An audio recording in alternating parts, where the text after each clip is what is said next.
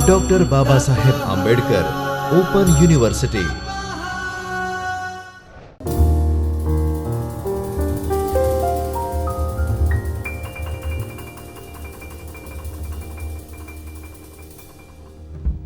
नमस्कार विद्यार्थी मित्रों, आज हम द्वितीय वर्ष बीए के हिंदी छात्रों के लिए जो मुख्य विषय हिंदी लेकर पढ़ रहे हैं उनके 5वें प्रश्न पत्र हिंदी साहित्य का इतिहास एवं साहित्य परिचय 1 के खंड 1 हिंदी साहित्य के इतिहास की भूमिका से पहली इकाई साहित्य और इतिहास का अंतः संबंध लेकर उपस्थित हुए हैं।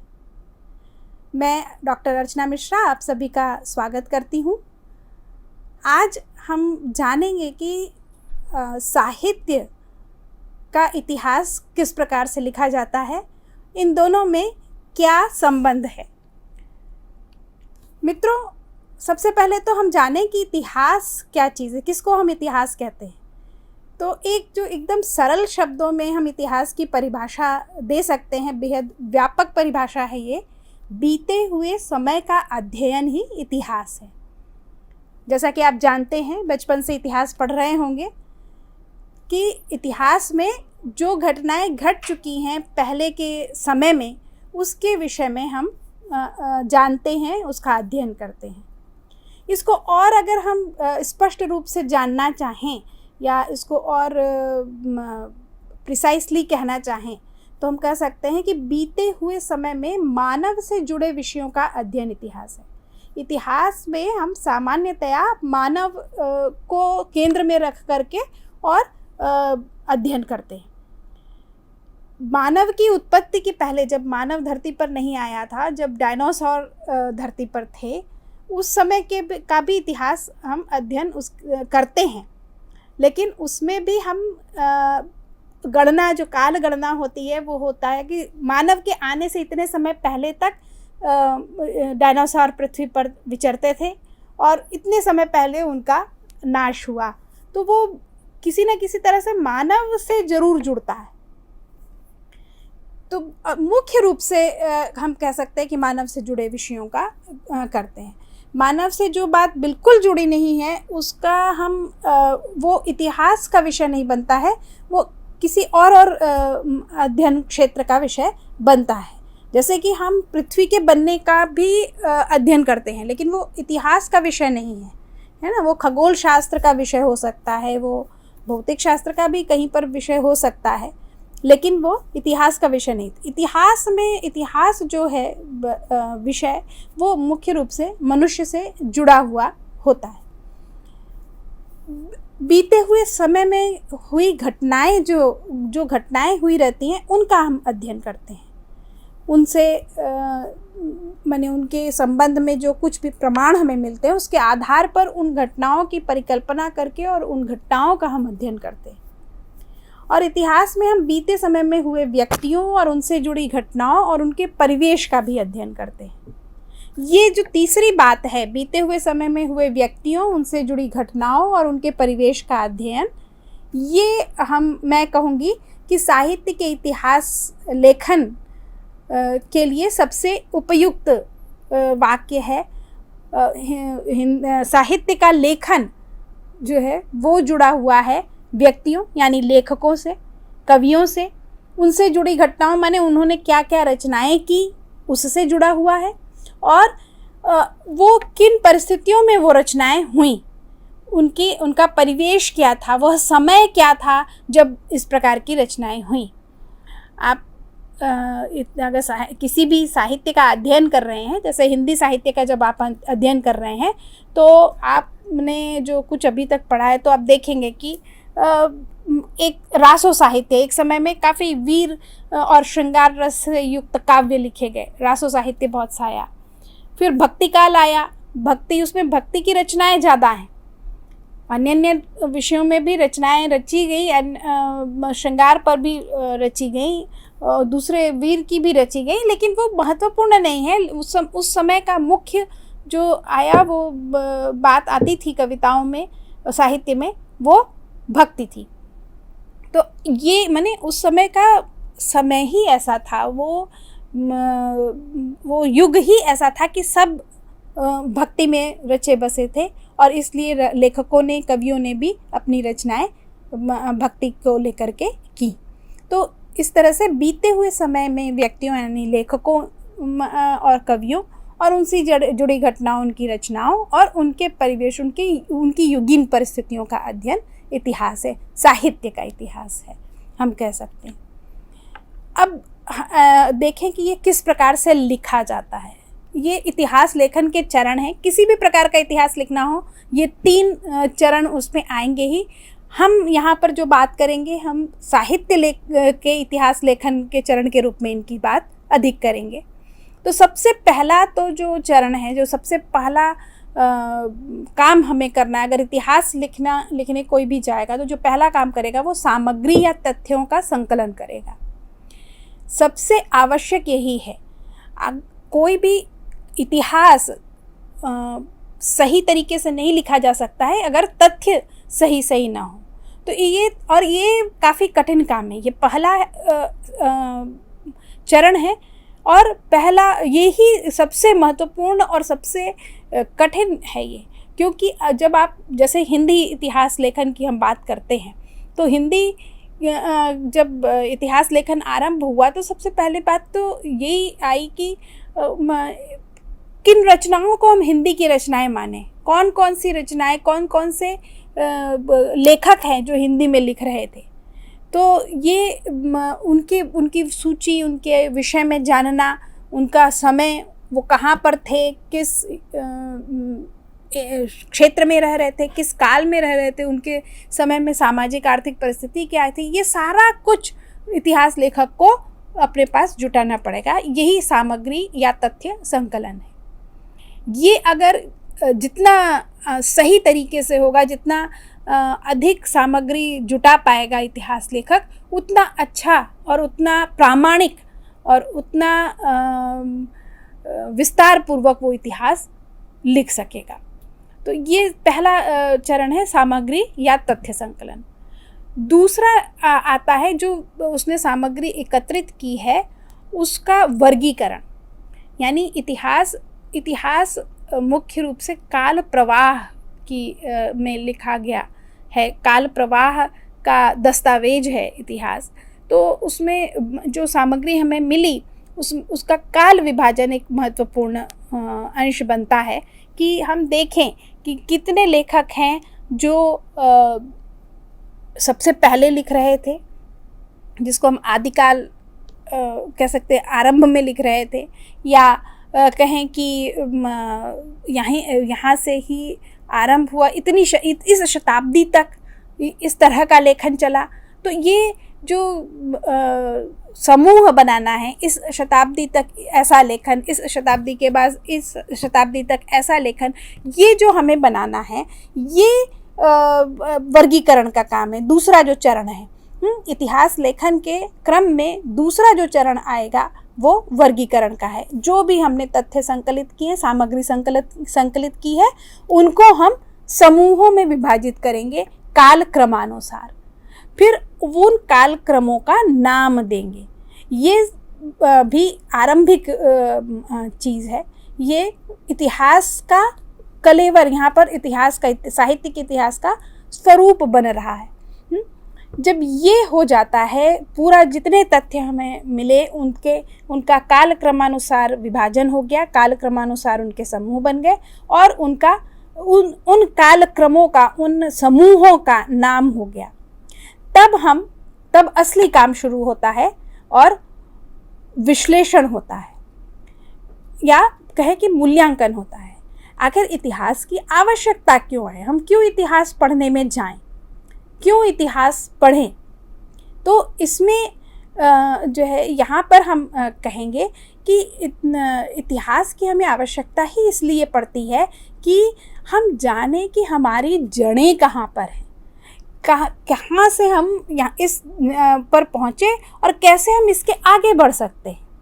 तो इसको जानने के लिए, पूरे स्वरूप को जानने के लिए, जैसे कि आप साधारण उदाहरण से बात समझिए कि कोई व्यक्ति है, वो व्यक्ति बीमार पड़ गया मान लीजिए, तो जो डॉक्टर है उसका इलाज करने माने जो बीमारी है वो तो करता है, लेकिन साथ में वो जानने की कोशिश करता है कि अच्छा इसको ये बीमारी हुई, अगर उसको जैसे टीबी की बीमारी हुई तो ये किन लोगों से कहाँ पे क्या काम कर रहा था, क्यों हुई ये बीमारी उसको, या इसके या डायबिटीज़ हुई तो पूरे परिवार के इतिहास पूछते हैं कि आपके माता पिता को तो डायबिटीज़ नहीं थी और तो किसी घर में किसी को डायबिटीज़ नहीं है।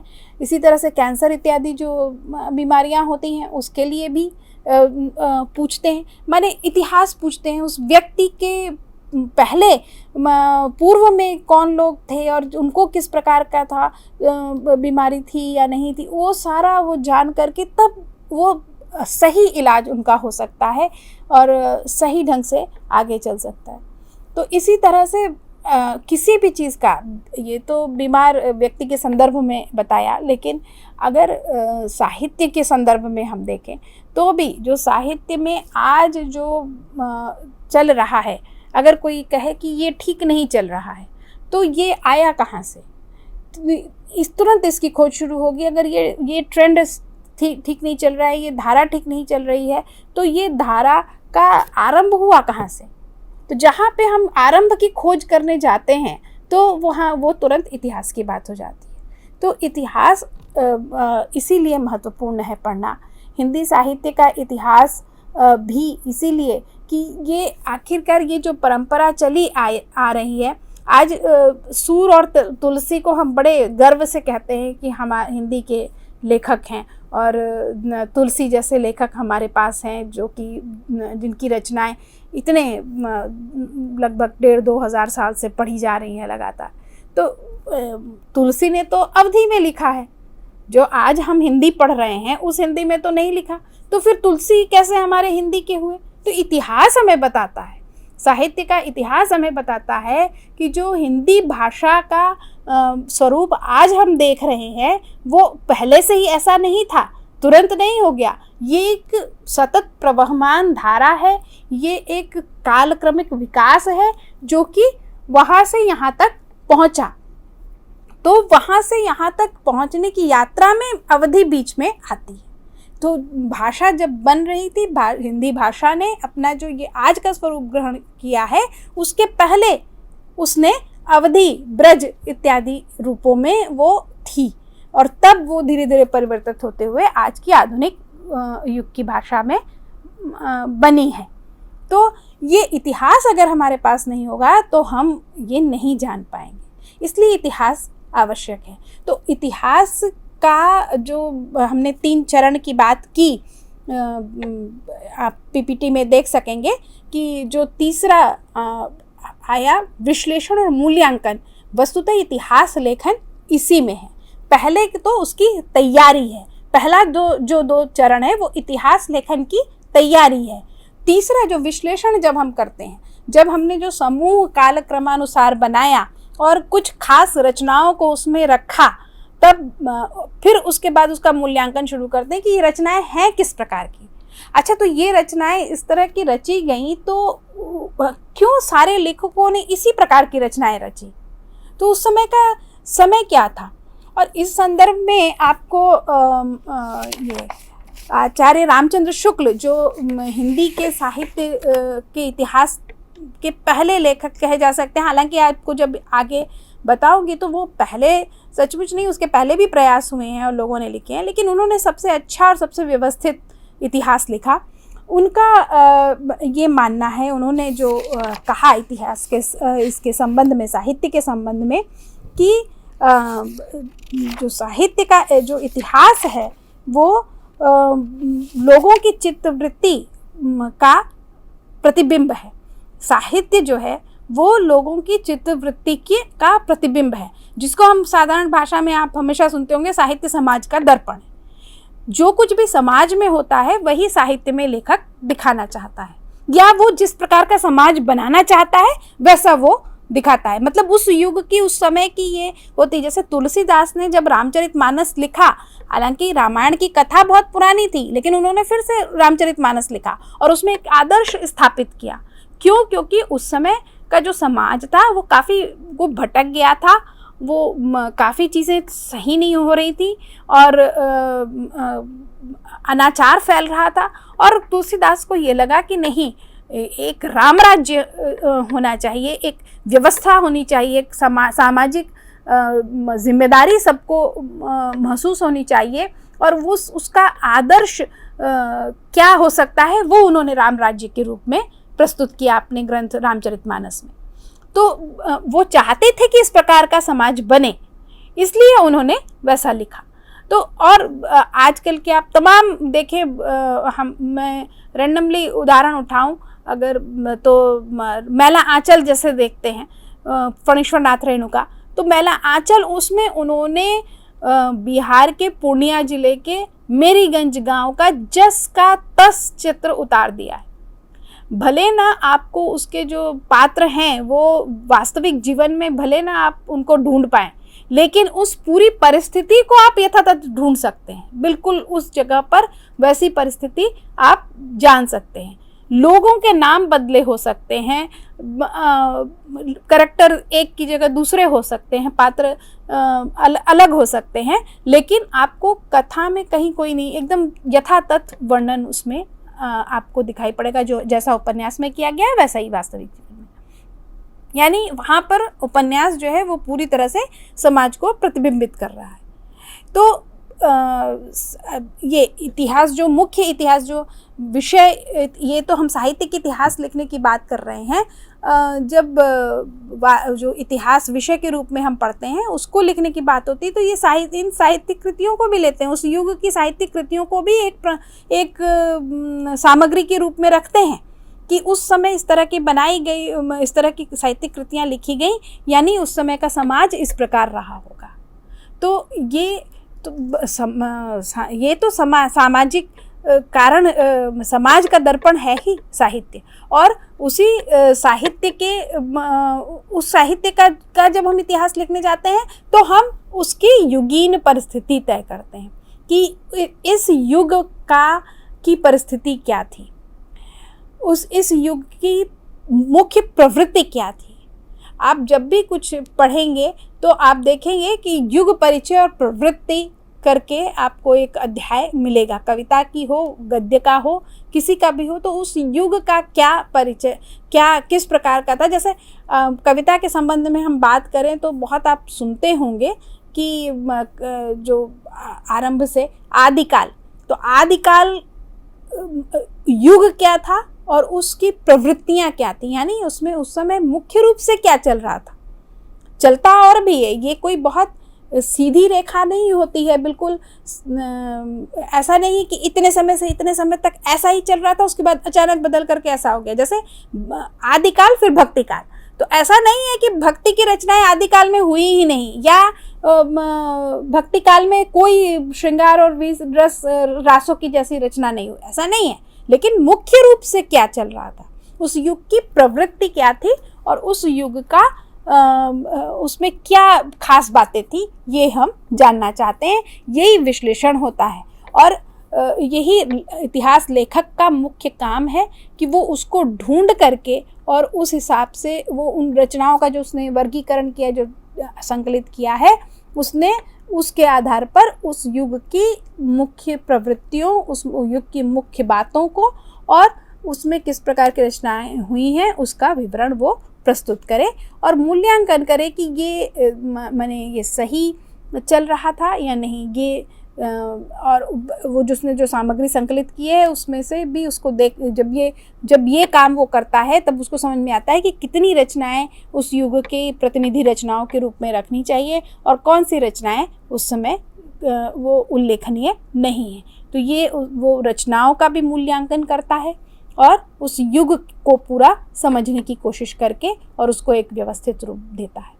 तो ये जो 3 चरण है इतिहास लेखन के, सामग्री संकलन सबसे पहले तो, फिर उसके बाद उनका वर्गीकरण कालक्रमानुसार, उस कालक्रमानुसार बनाए हुए समूहों का नामकरण और फिर उस के अनुसार उसमें जो सामग्री आई, उन समूहों में जो सामग्री आई, जो लेखन, जो रचनाएं आई, उनका विश्लेषण और मूल्यांकन, विश्लेषण करके ये निकालना कि ये उस खास समूह में, उस खास काल खंड में किस प्रकार की रचनाएं ज़्यादा रची गई, किस प्रकार का वो युग था, उसकी सामाजिक, आर्थिक, राजनीतिक परिस्थितियां क्या थी जिसमें कि ये इस तरह की रचनाएं निकली, और फिर ये कि कौन कौन वो रचनाएं अपने युग का प्रतिनिधित्व करती हैं या नहीं, कौन सी रचनाएं हैं जो अपने युग की प्रतिनिधि रचनाएं कही जा सकती हैं, और कौन सी रचनाएं हैं जिन्होंने अपने युग को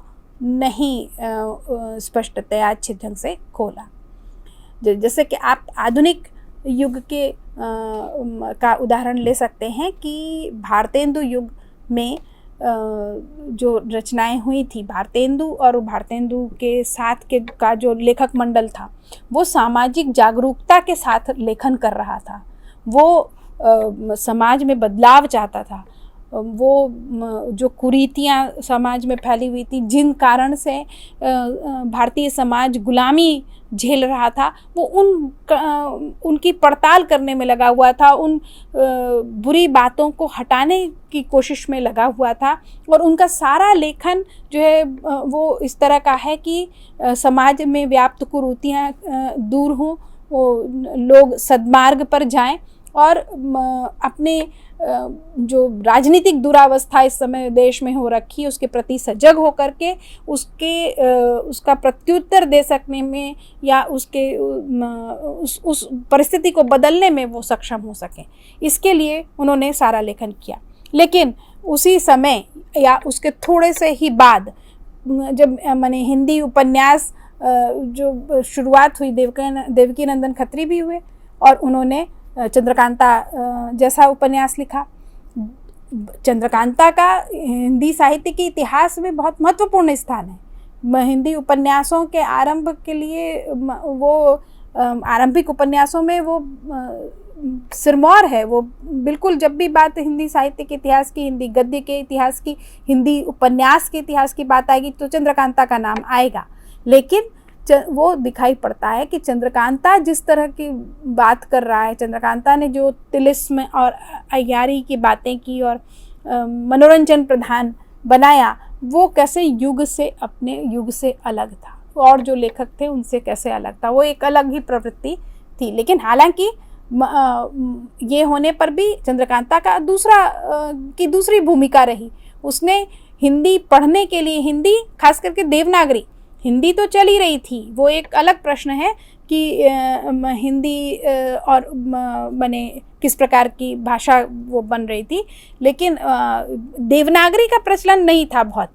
हिंदी तो बोली जा रही, जैसे कहा जाता है कि प्रेमचंद ने उर्दू में लिखना शुरू किया।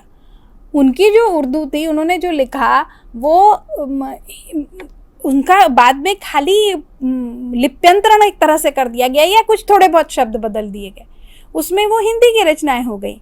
जो सेवा सदन है उनका, उन्होंने पहले उर्दू में लिखा था, लेकिन वो खाली उर्दू लिपि में लिखा था कहना चाहिए, और जब उसको हिंदी कर दिया, देवनागरी लिपि में लिख दिया और थोड़े दो चार कुछ शब्द जरूर बदले तो उसके कारण वो हिंदी की रचना हो गई।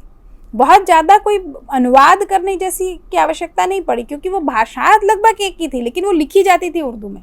तो देवनागरी में लिखना, चंद्रकांता देवनागरी में लिखी गई और देवनागरी लिखने पढ़ने का अभ्यास लोगों ने उस उपन्यास को पढ़ने के लिए किया और देवनागरी का प्रचलन बढ़ा। तो इसलिए चंद्रकांता की बहुत बड़ी भूमिका है हिंदी के लिए और हिंदी साहित्य के लिए, और हिंदी साहित्य के इतिहास में उसका महत्वपूर्ण स्थान है। लेकिन वो अपने युग से अलग दिखाई पड़ता है। अपने युग की जो उसकी परिस्थिति थी, जो उसका जो धारा चल रही थी, उससे थोड़ा वो एक दूसरी धारा की ओर ले जाता दिखाई पड़ता है। तो ये सारा विश्लेषण, मूल्यांकन जो होता है वो इतिहास में ही संभव है। तो इसलिए इतिहास महत्वपूर्ण भी है, और इतिहास का लेखन जो है वो अच्छी तरह से हो, तथ्यात्मक हो, प्रामाणिक हो, ये भी आवश्यक है। तो यहाँ पर हमने देखा कि इतिहास लेखन के चरण क्या है, वो किस प्रकार शुरुआत होती है। अब हम देखें कि इतिहास लेखन की पद्धतियाँ कौन कौन सी हैं, क्या क्या है जो कि इतिहास, जिस तरह से इतिहास लिखा गया खासकर इसमें भी हम हिंदी साहित्य के इतिहास की अधिक बात करेंगे, उस संदर्भ में हम ज़्यादा बात करेंगे कि हिंदी साहित्य का इतिहास जो है वो किस प्रकार से लिखा गया। तो इसमें इतिहास लेखन की जो पद्धतियाँ हैं उसमें एक तो वर्णानुक्रमी पद्धति पहली है।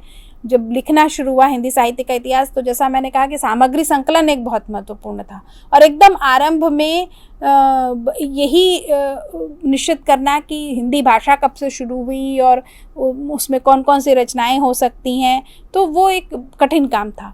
तो इस तब भी लोगों ने सबसे पहले गारसा द तासी, ये फ्रांस के व्यक्ति थे, फ्रांस के विश्लेषक थे, इन्होंने संकलन किया, काफ़ी लोगों की रचनाओं का संकलन किया, काफ़ी लेखकों का, और फिर उसको वर्णानुक्रम से उन्होंने प्रस्तुत कर दिया। तो ये इन्होंने इतिहास वस्तुतः कहना चाहिए नहीं लिखा, लेकिन इतिहास की आधारभूत सामग्री तैयार की। बाद में जब हिंदी साहित्य का इतिहास लिखा गया तो ये गारसा द तासी ने जो संकलन किया था वो बहुत महत्वपूर्ण साबित हुआ और उसमें से काफ़ी चीज़ें जल्दी तुरंत आ गई, मतलब उन्होंने आधारभूत काम किया।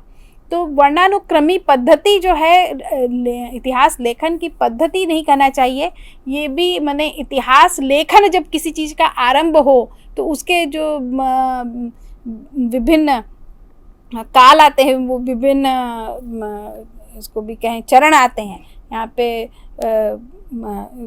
माने कि आरंभ में किस प्रकार से लिखा गया, तो वो उसमें आएगा कि वर्णानुक्रमी पद्धति से, क्योंकि ज़्यादा तथ्य उपलब्ध नहीं थे, तो जो भी थे नाम थे, लेखकों के नाम थे, उनकी रचनाएं थीं, तो उसको एक वर्णानुक्रम से गारसा द तासी ने प्रस्तुत कर दिया। फिर शिव सिंह सेंगर ने आरंभ में लिखा, तो उन्होंने भी यही काम किया, उन्होंने भी संकलन करके और उनका वर्णानुक्रम से उनको व्यवस्थित करके दिखा दिया। फिर विश्वबंधु आए, उन्होंने काल क्रमानुपद्धति बताई, उन्होंने काल क्रमानुसार लोगों का ये वर्णानुक्रम से उन्होंने संकलन दिया था और इन्होंने काल क्रमानुसार संकलन दिया। ये सारे आधारभूत काम है, ये काम न हुए होते तो बाद में इतिहास लेखन का काम, जो वास्तविक इतिहास लेखन हुआ, वो थोड़ा सा मुश्किल होता। वो बात के इतिहासकारों के लिए जो हमने 3 चरण डिस्कस किए थे अभी इतिहास लेखन के लिए, कि सामग्री संकलन और वर्गीकरण और विश्लेषण, तो उसमें सामग्री संकलन वाला काम कह सकते हैं कि वर्णानुक्रमी पद्धति में लिखने वालों ने किया और कालानुक्रमी पद्धति में लिखने वाले लोगों ने वो किया, वो जो है उन्होंने संकलित किया। फिर वैज्ञानिक पद्धति में जो है वो वैज्ञानिक पद्धति का है कि तथ्यों को जस का तस प्रस्तुत कर दीजिए, उसमें कोई अपना विश्लेषण, कोई अपनी राय मत दीजिए। ये इसलिए आवश्यक है क्योंकि इससे निरपेक्षता बनी रहे। कभी भी कोई भी व्यक्ति अगर कुछ भी कहेगा तो उसमें उसकी अपनी जो समझ है, उसकी अपनी जो सोच है, वो निश्चित रूप से आएगी।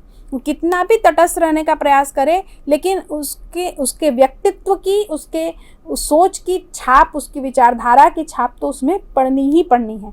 तो वैज्ञानिक पद्धति ये कहती है कि नहीं, आप कुछ भी विश्लेषण मत कीजिए, आप अपनी तरफ से कुछ भी मत जोड़िए, जो तथ्य जैसे हैं वैसे करिए। लेकिन इतिहास में एक तो जो तथ्य संकलित होते हैं, जो मिलते हैं, वो भी आधे अधूरे होते हैं, कई बार बहुत पूरे नहीं होते। जैसे अगर साहित्य के इतिहास के लेखन की बात करें तो जो कई बार होता है, हमें लेखकों के नाम मिल जाते हैं, उनकी कोई रचनाएं मिलती ही नहीं हैं।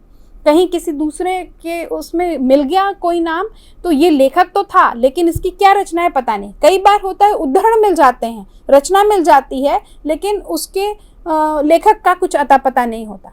तो ये सब में हमें बाकी चीज़ों को देखते हुए इसको स्थापित करना पड़ता है, तो कि इसका लेखक कौन हो सकता है या इस लेखक की कौन सी रचना हो सकती है।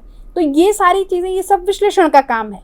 तो ये विश्लेषण करेगा और जो विश्लेषण करता होगा वो अपनी सोच, अपनी समझ, अपना अध्ययन सब उसमें डालेगा।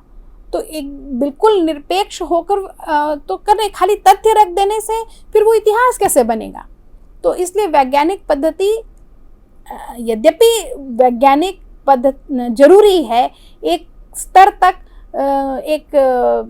एक सीमा तक उसको जरूर अपनाना चाहिए कि तथ्यों को यथासंभव यथातथ रखने की कोशिश की जाए, उसमें कोई परिवर्तन ना किया जाए।